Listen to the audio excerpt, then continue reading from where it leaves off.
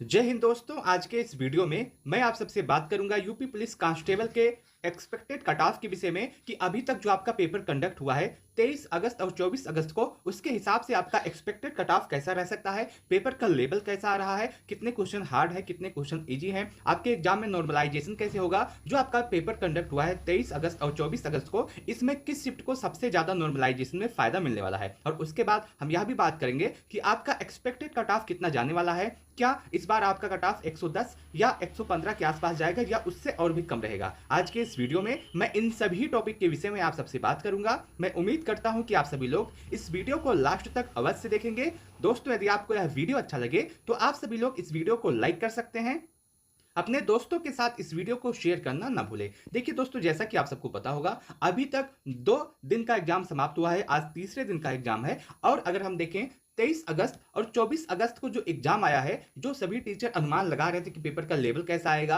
और जो सभी टीचर बता रहे थे कि पेपर किस तरह से आएगा, इस बार का जो पुलिस का पेपर है उस तरह से बिल्कुल भी नहीं आया है। आपने देखा होगा, आप जब पढ़ाई करते होंगे तो ज्यादा ध्यान इस बार मानसिक अभिरुचि पे दिया जा रहा था। और आपने यह भी देखा होगा कि UP special, UP current affair और उसके साथ साथ हिंदी साहित्य पे ज्यादा ध्यान दिया जा रहा था, लेकिन इसमें से ज्यादा क्वेश्चन पूछे ही नहीं गए हैं। और जैसे हिंदी साहित्य में जो लेखक हैं वहां से जो क्वेश्चन पूछे गए हैं, अगर आपने थोड़ा पढ़ा होगा तो आप बिल्कुल भी वहां से क्वेश्चन नहीं कर पाएंगे। अगर आपने बहुत ज्यादा पढ़ा होगा तभी वहां से आप क्वेश्चन को टैकल कर सकते हैं।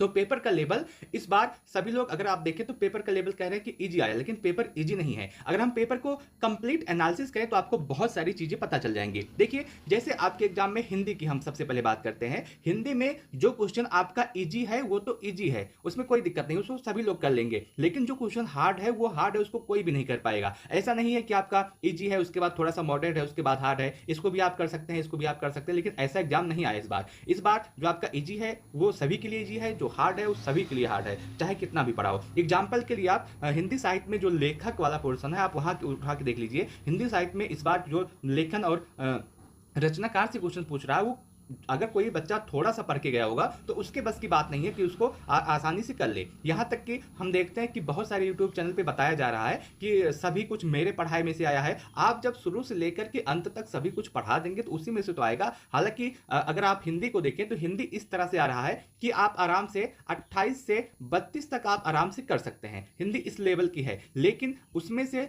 5 से 7 क्वेश्चन या फिर 8 क्वेश्चन ऐसे हैं जो किसी के बस की बात नहीं है। अगर आप उसमें अच्छी पढ़ाई करके गए होंगे, आपको सही से बेसिक नॉलेज के साथ साथ आपको ऊपर तक अगर ज्ञान होगा, तभी आप उस प्रश्न को कर पाएंगे। ऐसा नहीं है कि आप उसमें ऑप्शन आउट करके भी कर लें। और उसके साथ साथ अगर हम गणित की बात करें तो अभी तक यह अनुमान लगाया जा रहा था कि गणित का जो क्वेश्चन आएगा वो ज्यादा से ज्यादा 18 या 20 आएगा, लेकिन इस बार ऐसा नहीं हुआ है। इस बार 25 से 27 क्वेश्चन गणित के सेक्शन में से पूछे गए हैं, और इसमें से 25 से 27 क्वेश्चन में से आपको जो 25 से 27 क्वेश्चन है, इसमें से आपको लगभग 8 क्वेश्चन तो ऐसे मिल जाएंगे जो जिसमें कलम उठाने की आवश्यकता नहीं है। और उसके बाद लगभग कुल मिलाकर के 5 से 7 क्वेश्चन ऐसे मिल जाएंगे जो थोड़ा सा मॉडरेट है, जिसमें समय लगने वाला है। और उसके बाद जितने भी क्वेश्चन बचते हैं वो ऐसे हैं जिसमें आपको बहुत ज्यादा कैलकुलेटिव, या तो बहुत ज्यादा कैलकुलेटिव है या फिर बहुत ज्यादा समय लग रहा है उसमें। और अगर हम एक प्रश्न में ज्यादा समय देते हैं तो आगे हमारा प्रश्न कम हो जाएगा और आगे हम सभी प्रश्न को देख नहीं पाएंगे। इस तरह का पेपर इस बार का आ रहा है। अगर आपने पेपर दिया होगा तो आपको सभी जानकारी होगी कि पेपर कैसे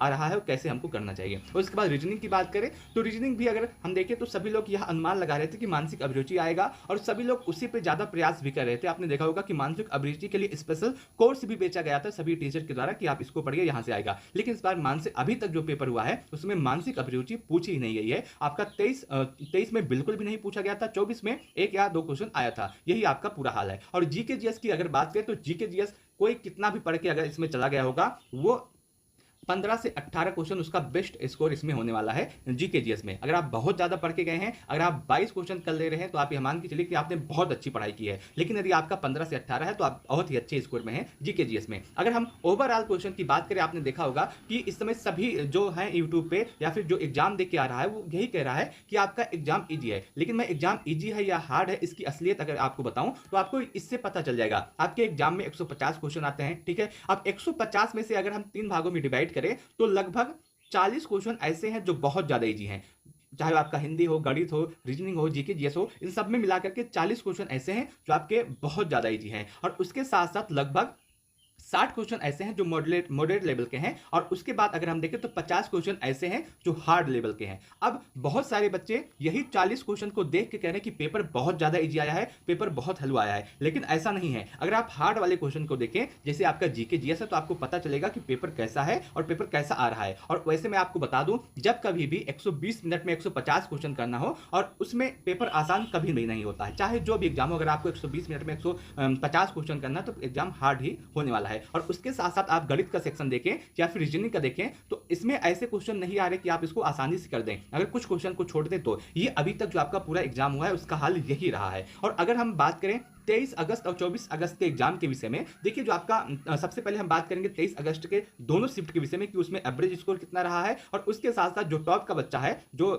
टॉपर है, वो कितना स्कोर करके आया होगा। देखिए फर्स्ट शिफ्ट की बात करें तो आपका फर्स्ट शिफ्ट जो था, इसको माना जाता है कि इसमें बच्चे पहले एग्जाम देने जाते हैं, तो इसका एग्जाम हार्ड आ सकता है क्योंकि इन्होंने पेपर नहीं देखा होता है। और खासकर अगर मैं बात करूं तो जो पहला दिन होता है, चाहे वो आपका फर्स्ट शिफ्ट हो या फिर आपका सेकंड शिफ्ट हो, दोनों सेम लेवल पे ही आता है। क्योंकि जो पहला शिफ्ट कंडक्ट होता है, जो सेकंड शिफ्ट के बच्चे होते हैं वो भी पहले शिफ्ट को सही से नहीं देख पाते हैं, क्योंकि उनको एग्जाम का प्रेशर अलग से रहता है और सेंटर पे पहुंचने का प्रेशर अलग से रहता है, तो उसमें सही से एनालिसिस नहीं कर पाते हैं। तो दोनों को एक ही कैटेगरी में रखा जाना चाहिए। बाकी आपकी क्या इच्छा है आप कमेंट करके बता सकते हैं। अगर हम बात करें 23 अगस्त के शिफ्ट के विषय में, तो आपका जो फर्स्ट शिफ्ट है, इसमें हिंदी में यदि आप 28 से 32 स्कोर किए हैं, क्वेश्चन किए, तो आपका बेस्ट है, बहुत अच्छा है। गणित में यदि आप 18 से 20 किए तो बहुत अच्छा स्कोर माना जाएगा। और यदि आप रीजनिंग में 36 से 40 किए तो बहुत अच्छा स्कोर है। जीके जीएस में आप 15 से 18 किए तो आपका बहुत अच्छा स्कोर है। देखिए मैं आपको बता दूं, बहुत सारे बच्चे ऐसे होंगे जो इससे अधिक भी स्कोर किए होंगे, 32 से 20 से 40 से 18 से भी अधिक स्कोर किए होंगे, और बहुत सारे बच्चे ऐसे होंगे जो इससे कम भी स्कोर किए होंगे, लेकिन मैं उनकी बात नहीं कर रहा हूं, क्योंकि जो इससे कम स्कोर किया होगा और जो इससे ज्यादा स्कोर किया होगा उसका सिलेक्शन तो होना है, ये तय है। लेकिन जो एवरेज बच्चा है मैं उसकी बात कर रहा हूं। और जो आपका सेकंड शिफ्ट रहा है 23 अगस्त को, अगर हम उसकी बात करें तो हिंदी के लिए जो आपका एवरेज स्कोर है वो 30 से 34 के आसपास है, गणित के लिए 18 से 21 के आसपास, रीजनिंग के लिए 38 से 42, जीके जीएस के लिए 18 से 20 के आसपास ये आपका एवरेज स्कोर है। उसके बाद 24 अगस्त की बात करें तो इसमें फर्स्ट शिफ्ट में जो आपका एवरेज स्कोर बन रहा है सभी बच्चों को बताने के हिसाब से, उसमें आपका हिंदी में जो आपका एवरेज स्कोर है 30 से 31 है, गणित में 18 से 21, रीजनिंग में 38 से 42 और जीके जीएस में 18 से 20, ये आपका एवरेज स्कोर बन रहा है 24 अगस्त के एग्जाम में। ठीक है, अगर हम आगे बात करते हैं कि आपका जो एग्जाम समाप्त हो गया है दोनों शिफ्ट का, तीसरे शिफ्ट का है, तो इसमें नॉर्मलाइजेशन कैसे होगा और नॉर्मलाइजेशन क्यों होगा, नॉर्मलाइजेशन के कितने नंबर बढ़ सकते हैं। सभी बच्चों के मन में सबसे बड़ा सवाल इस समय नॉर्मलाइजेशन को लेकर के है। लेकिन यहां से आप अगर वीडियो देखेंगे ध्यान से तो आपके मन में नॉर्मलाइजेशन को लेकर के जितने भी सवाल हैं सभी सवालों के जवाब आपको मिल जाएंगे। देखिए मैं यह मान के चलता हूं कि आपका जो एग्जाम है 23 अगस्त और 24 अगस्त को है, 2 शिफ्टों में है, और कुल मिलाकर के 4 शिफ्ट अभी तक आपके कंप्लीट हो गए हैं। और यह अनुमान लगाते हैं कि फर्स्ट शिफ्ट का जो एवरेज स्कोर है वो 80 के आसपास है, और सेकंड शिफ्ट का जो एवरेज स्कोर है वो 95 के आसपास है। वहीं 24 अगस्त का जो एग्जाम है उसमें फर्स्ट शिफ्ट का एवरेज स्कोर 90 है और सेकंड शिफ्ट का एवरेज स्कोर 100 है। अगर हम इसको ध्यान से देखें तो हमको दो चीजें एकदम स्पष्ट हो गई हैं। पहला, जिसमें एवरेज स्कोर ज्यादा आया है वो पेपर आपका इजी है, इसीलिए एवरेज स्कोर ज्यादा आया है। और वहीं दूसरा, जिसमें एवरेज स्कोर कम आया है वो पेपर हार्ड है। ठीक है, यहां तक बातें स्पष्ट हो गई हैं। अगर हम आगे देखें कि अब इसमें ये बच्चा, इन बच्चों का एवरेज स्कोर कम है तो इसमें इन बच्चों की कोई भी गलती नहीं है। ऐसा मान लिया जाता है कि पेपर आपका इजी आया था इसीलिए सभी बच्चों का एवरेज स्कोर हाई है, और पेपर आपका हार्ड आया था इसीलिए सभी बच्चों का एवरेज स्कोर कम है, ऐसा मान के चला जाता है। अब जो बच्चा एवरेज स्कोर जिनका कम है उसकी कोई भी गलती नहीं है, और जिसका हाई है उसकी भी कोई गलती नहीं है। अब ऐसे में दोनों का एवरेज स्कोर, सभी का एवरेज स्कोर समान किया जाता है, और यह मान लिया जाता है कि सभी बच्चों ने लगभग 100 के आसपास स्कोर किया होगा। अब जब ऐसा मान लिया जाता है तो अगर हम फर्स्ट शिफ्ट में देखें तो इसमें 100 होने में इसमें 20 कम है, सेकंड शिफ्ट को अगर हम देखें तो इसमें 5 कम है, और उसके बाद जो आपका 24 का फर्स्ट शिफ्ट है इसमें अगर हम देखें तो इसमें 10 कम है। अब ऐसा ही किया जाता है 100 के बराबर लाने में। इसमें आपका जो 23 का फर्स्ट शिफ्ट है उसमें 20 नंबर ऐड कर दिया जाता है, और जो आपका 23 का सेकंड शिफ्ट है उसमें 5 नंबर ऐड करके उसको 100 के बराबर ले लिया जाता है, और जो आपका 24 का फर्स्ट शिफ्ट है उसमें 10 नंबर ऐड करके उसको 100 के बराबर ले लिया जाता है। और इसी तरह से होता है आपके एग्जाम में नॉर्मलाइजेशन। अगर हम इसको ध्यान से देखें तो इसी तरह से पूरा नॉर्मलाइजेशन होता है, कोई भी एग्जाम हो उसमें नॉर्मलाइजेशन इसी तरह से किया जाता है। अब इसमें जो आपका जो नॉर्मलाइजेशन में स्कोर बढ़ेगा वो 20 नंबर बढ़ेगा, इसमें 5 नंबर बढ़ेगा, इसमें आपका 10 नंबर बढ़ेगा, और इसमें नॉर्मलाइजेशन नंबर नहीं बढ़ेगा क्योंकि 100 के बराबर ही लिया गया है।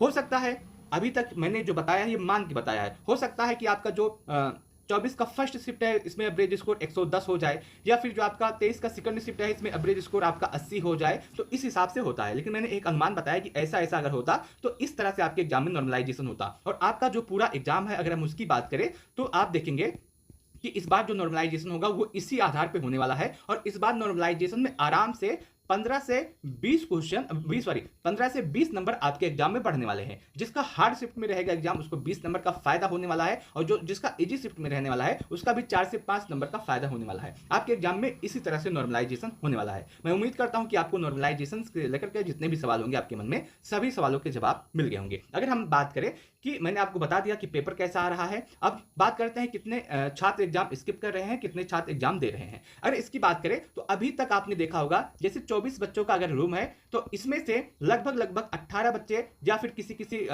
स्थान पे किसी सेंटर पे 16 बच्चे, किसी सेंटर में 15 बच्चे, और किसी सेंटर पे 19 बच्चे एग्जाम देने गए हैं। बाकी सभी बच्चों ने एग्जाम स्किप किया है। और वहीं ये आंकड़ा बढ़ जाता है जब किसी रूम में बच्चों की संख्या 32 है, तो उस रूम में अगर हम देखें तो आपके 25 बच्चे एग्जाम देने गए हैं, उसके बाद 26 बच्चे, 24 बच्चे, इसी तरह से सभी बच्चे एग्जाम देने गए हैं। अगर आप एग्जाम देने गए होंगे तो आपको ये आंकड़ा बिल्कुल पता होगा। तो इस हिसाब से अगर हम देखें तो लगभग 35% बच्चे ऐसे हैं जो अपना एग्जाम स्किप कर रहे हैं, बाकी सभी बच्चे अपना एग्जाम दे रहे हैं। और अगर हम बात करें अब एक्सपेक्टेड कट ऑफ के विषय में, अगर आपका एग्जाम ऐसा चल रहा है तो आगे आपका एक्सपेक्टेड कट ऑफ कितना होने वाला है, कितने नंबर पे आपको जॉब मिलने वाला है। देखिए, यह मैं जो आपको कट ऑफ बता रहा हूं, ये मेरे हिसाब से 100% सेफ कट ऑफ होने वाला है। और यदि आपका स्कोर इतना हो जाता है तो आप यह मान के चलिएगा कि आपका सिलेक्शन 100% हो जाएगा। और इसमें जो यूआर का कट ऑफ है वो आपका 105 से 108 क्वेश्चन यदि आपका है, अभी तक जो दोनों शिफ्ट आपका हुआ है 23 और 24 अगस्त का जो आपका दोनों शिफ्ट हुआ है, उसके हिसाब से यदि आप का स्कोर 105 से 108 क्वेश्चन है तो आपका सिलेक्शन 100% होने वाला है। आपका कट ऑफ इससे अधिक नहीं जाने वाला है, इससे कम रह सकता है। और उसके बाद यदि हम बात करें ईडब्ल्यूएस के कट ऑफ के विषय में, तो यदि आपका स्कोर 100 से लेकर के 105 क्वेश्चन सही है तो आपका बिल्कुल सेफ जोन में है, आपका सिलेक्शन हो सकता है। ओबीसी की बात करें तो इसमें भी यदि आपका स्कोर 100 से लेकर के 105 के आसपास है तो आपका सिलेक्शन 100% हो जाएगा। देखिए, आपने देखा होगा इस समय ईडब्ल्यूएस और ओबीसी का कट ऑफ लगभग सेम जाता है। हो सकता है 1 या 2 नंबर ईडब्ल्यूएस का कट ऑफ आगे या पीछे हो जाए, या फिर हो सकता है 1 या 2 नंबर ओबीसी का कट ऑफ आगे या पीछे हो जाए। सेम रहने वाला है, 1 या 2 नंबर का अंतर देखने के लिए मिलेगा। यदि आप एससी हैं और आपका स्कोर 90 से 95 के आसपास है तो आपका 100% सिलेक्शन होने वाला है, इससे अधिक आपका कट ऑफ नहीं जाएगा। यदि आप एसटी हैं और आपका स्कोर 80 से 85 के आसपास है तो आप बिल्कुल सेफ हैं। और यदि आप फीमेल हैं, कोई भी कैटेगरी हो, चाहे यूआर, चाहे ईडब्ल्यूएस, चाहे ओबीसी, चाहे एससी, चाहे एसटी, यदि आपका 100 के आसपास है तो आप 100% सेफ है कि इतने में आपका सिलेक्शन हो जाएगा। जिस तरह से पेपर आ रहा है उसके हिसाब से अभी इतना सेफ स्कोर है, इतना यदि आपका इतने क्वेश्चन अगर आपके सही है तो आपका सिलेक्शन 100% होने वाला है। आपका कट ऑफ इससे अधिक नहीं जाएगा, इससे कम रहने के पूरे चांस है। और इसके साथ साथ कट ऑफ को एनालिसिस करने में आपको यह भी देखना है कि पदों की संख्या कितनी है, क्योंकि पद ज्यादा है तो आपका जाहिर सी बात है क्योंकि कट ऑफ कम जाएगा। बाकी मैं उम्मीद करता हूं कि आपको यह पूरी एनालिसिस अच्छी लगी होगी, आपको यह वीडियो अच्छा लगा होगा। आपके हिसाब से कट ऑफ कितना जा सकता है कमेंट सेक्शन के माध्यम से जरूर बताइएगा। उसके साथ साथ आपका एग्जाम किस शिफ्ट में रहा है और उसमें आपने कितना अटेम्प्ट किया है, कितने आपके गलत है, कितने आपके सही है, आप इसको भी कमेंट करके बता सकते हैं। मैं उम्मीद करता हूं कि आपको यह पूरा वीडियो अच्छा लगा होगा, पूरी जानकारी अच्छी लगी होगी। यदि आपको वीडियो अच्छा लगा हो तो आप इस वीडियो को लाइक कर सकते हैं, अपने दोस्तों के साथ इस वीडियो को शेयर करना ना भूलें। आपके मन में कोई भी डाउट, कोई भी सवाल, कोई भी प्रश्न हो तो आप कमेंट सेक्शन के माध्यम से पूछ सकते हैं, मैं आपके प्रत्येक कमेंट का जवाब अवश्य दूंगा। इस वीडियो को लास्ट तक देखने के लिए आप सबका बहुत बहुत धन्यवाद।